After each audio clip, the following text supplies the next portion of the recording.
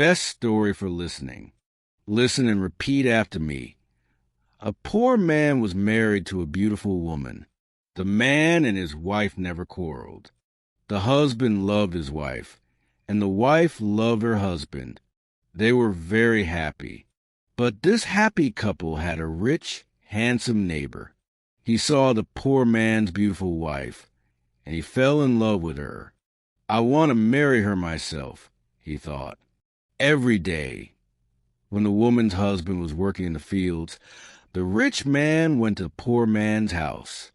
"You're a beautiful woman," he said to the poor man's wife, "but your clothes are old. Why doesn't your husband buy new, pretty clothes for you? I'm sure he doesn't love you. If he loved you, he would buy wonderful clothes for you. Divorce him and marry me. I will buy you beautiful new clothes, the best in the land. Then you'll be the most beautiful woman in Ethiopia." At first, the woman didn't listen to the rich man, but he came to her house every day, and every day he said the same things. At last, she began to think, perhaps my neighbor is right. Why doesn't my husband buy beautiful new clothes for me? Perhaps he doesn't love me. That night, she said to her husband, "Look at me, husband. My clothes are old and ugly. I want new ones. Buy me some new clothes." Her husband smiled at her. "You don't need new clothes," he said. "You are the most beautiful woman in the world to me." She was angry. "Don't you love me?" she said. "If you love me, buy me a new dress." Her husband loved his wife and wanted to please her. "I have only a little money," he thought, "and I need a new plow, but I want my dear wife to be happy." So the next day he went to the market, and he bought a new dress for his wife. He took it home to her, and she put it on. "Thank you, my dear husband," she cried. "Now I know that you love me." When the rich man came to see her again, she was wearing her new dress.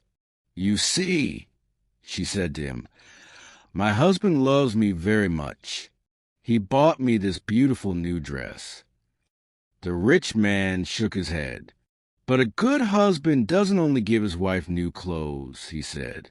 "He gives her gold. Where's your gold necklace? Where are your gold rings? Why doesn't your husband give you those?" He opened a box and showed her some beautiful gold jewelry. "Look at these," he said. "Divorce your husband and marry me, and I will give all these to you." The woman did not listen to him. "Go away," she said. "I love my husband, and he loves me, and we are happy together." But the rich man came again every day, and every day he showed her the box of jewelry. At last, she began to think, perhaps the rich man is right. Why doesn't my husband buy gold for me? Doesn't he love me? That day, she didn't make a fire. She didn't cook a meal. Her husband came home late after a long day in the fields. He was tired and hungry. "There's no dinner for you tonight," his wife said. "You don't love me." "What?" her husband cried. "But my darling, I love you more than anything. You are the most wonderful person in the world." "Then why don't you buy me some gold jewelry?" she said. When a man loves his wife, he gives her a gold necklace and rings for her fingers. Her husband looked worried. "I spent money on her new clothes," he thought. "How can I find more for gold? I'll go and see my brother. Perhaps he will lend me the money. I must buy gold for my dear wife. I want her to be happy." The next day, he went to visit his brother. "Lend me some money, brother," he said, "and I will work for you in your field." "All right," his brother said, "but you must work hard. There are many stones in my field, and you must move them all away." Her husband agreed and took the money. He went to the market and bought some gold jewelry. Then he took it home to his wife. His wife was very happy. She put the necklace around her neck and put the rings on her fingers. "Look at me," she said. "Am I not beautiful?" "You're very beautiful," her husband said. "If you are happy, I am happy." She put her arms around his neck. Thank you, my dear husband," she said. "Now I know that you love me." The next day, her husband went out very early, before the sun rose in the sky. He ran to his brother's field. It was covered with stones. "I must work very hard now," he thought. "I must start early and stop late. I must pay my debt to my brother." His wife was working happily at home. "I'll make a wonderful dinner for my husband tonight," she thought. "He gives me wonderful presents. He works hard for me. I know that he loves me." "Hello," a voice called out. "Are you there?" The woman went outside. Her rich neighbor was there. "Ah, it's you," the woman said. "Listen, neighbor, you were wrong about my husband. Yesterday he bought me this beautiful jewelry. He loves me very much, and I love him. I will not divorce him. I will not marry you." The rich man was worried. Her husband loves her too much, he thought. "If I want her, I must be clever." At last he said, "Your husband gave you clothes and jewelry, but I can give you more than that." "What? What do you mean?" the woman cried. "Can your husband make miracles?" the rich man asked. "Miracles? No, of course he can't make miracles," the woman answered. "Only God can make miracles. Men cannot make them." "But I can," the man said, "because I love you." Love can make miracles. If your husband loves you, he can make miracles for you. If you love me, I will make miracles for you. "Make a miracle for me now," the woman said. "I can't," the rich man answered. "You must promise to love me first. You must leave your husband and come to me. Then I will make wonderful, wonderful miracles for you." The woman said nothing, and the rich man went away. That night, the poor man came home late. He was very tired and hungry. His wife brought water for him, and he washed himself. She brought delicious food for him, and he ate it. "My poor husband," she thought, "he works so hard for me, and he is so tired and hungry. The rich man is foolish. How can my husband make miracles? It's impossible." But the next day, and the day after, and the day after that, the rich man came to her house again. "Did your husband make a miracle for you yesterday?" he asked. The woman, "Leave him and love me, and I will make many, many miracles for you every day." At last, the woman began to listen to him. One day, when her husband came home, she was sad. "Wife, dear wife, what is wrong with you?" cried her husband. "Are you sick?" "No," she said. "I'm sad because you do not love me." "What?"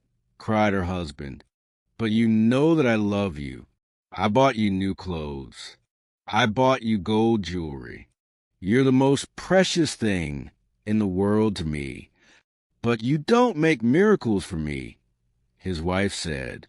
Her poor husband was very surprised. "Miracles? Of course, I can't make miracles," he said. "Why do you want a miracle? Who gave you the idea?" "Our neighbor came to see me today," the woman said. "Love makes miracles," he said. "If a man loves a woman, he will make miracles for her." Her husband was very worried. "That wicked man wants to take my wife," he thought. "All this trouble comes from him.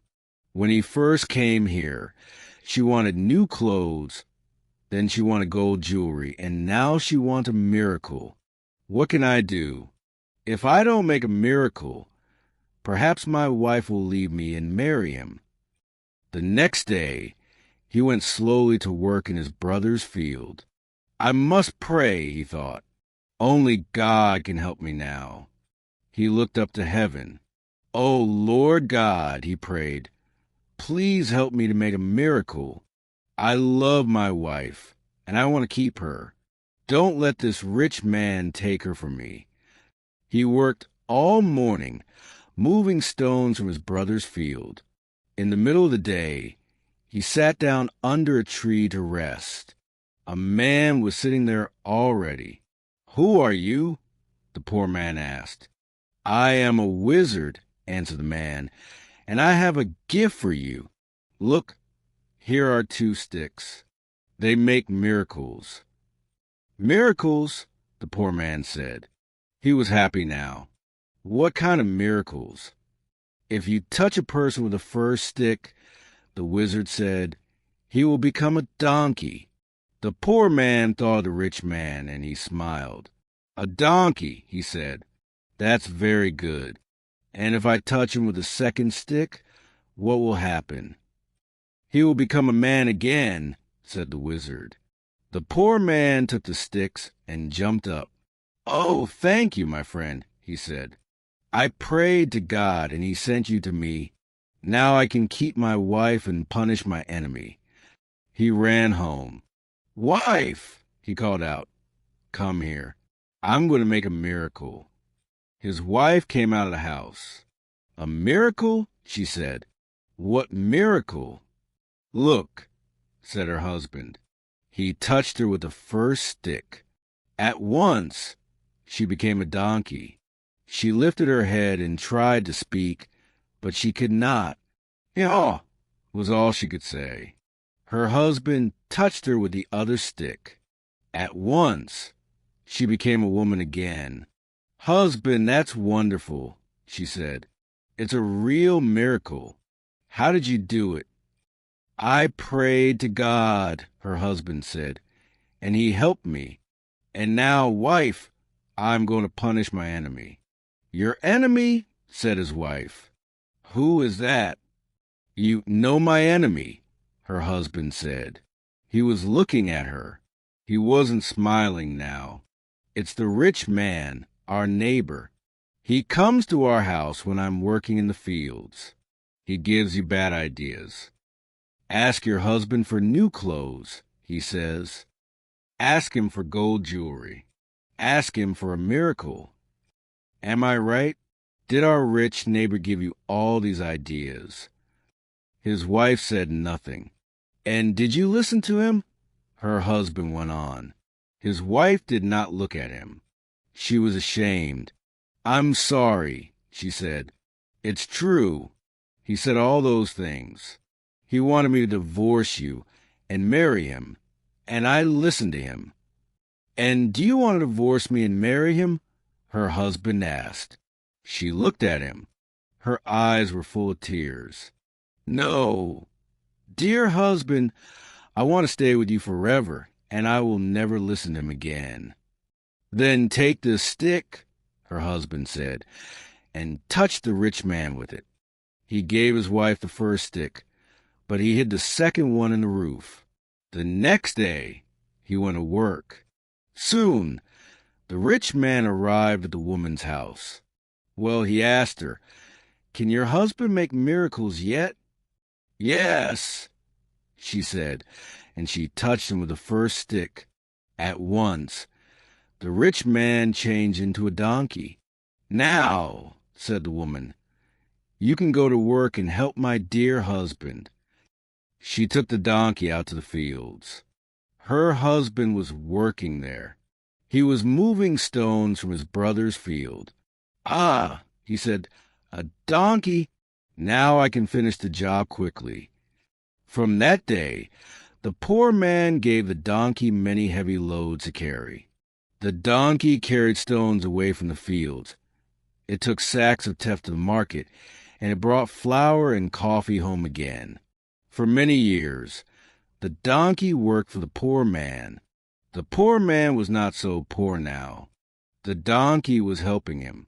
He was becoming richer. One day, the poor man looked at the donkey.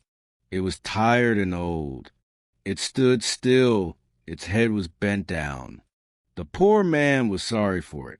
He went into his house and brought out the second stick. Then he touched the donkey with it. At once, the rich man stood there, but he was not a handsome young man now. He was old. His back was bent. He was very, very tired. "You tried to take my wife away from me," the poor man said. "That was wrong. Go home now. Don't look at other men's wives again." The rich man went away, and he never came back again. But the poor man and his wife lived happily together for many more years. The end.